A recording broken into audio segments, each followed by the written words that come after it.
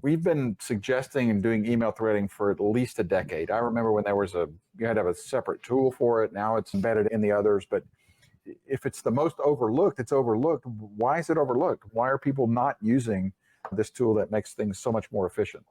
Yeah, I got to clear the air for a second. For practitioners watching this may shock you, but I'm sure you've seen it in practice too. There may be some reluctance from certain clients to leverage this tool. Very often, what happens is that litigators fail to negotiate the usage of email threading during the ESI stipulation or discovery order process. And it's very difficult later to come back and say, oh, by the way, we forgot, but we want to use these tools. In addition, I don't think a lot of providers are strategic in educating clients on how things work. And so if lures exist to mitigate risk, they may view a newer technology as just that, something risky. It's battle tested, it's proven, it works well. It's not terribly complicated. In fact, we interact with it. Think about logging into Google, Gmail, how they organize those messages. Yeah. It's by thread. Yeah. It works every time. You can also do a couple of cool things with the threading, even if you don't want to limit your production to the most inclusive terminal thread, the last in time message. If you need to produce each and every email, you can still deploy analytics in the email threading context to organize the workflow. You can batch out documents, grouping similar threads together. You can also use it for quality control purposes. There may be a good reason items in the same email conversation are coded or handled differently that may flag an item for follow-up. So a lot of benefit there, definitely overlooked, even as shocking as that is to say. From my perspective,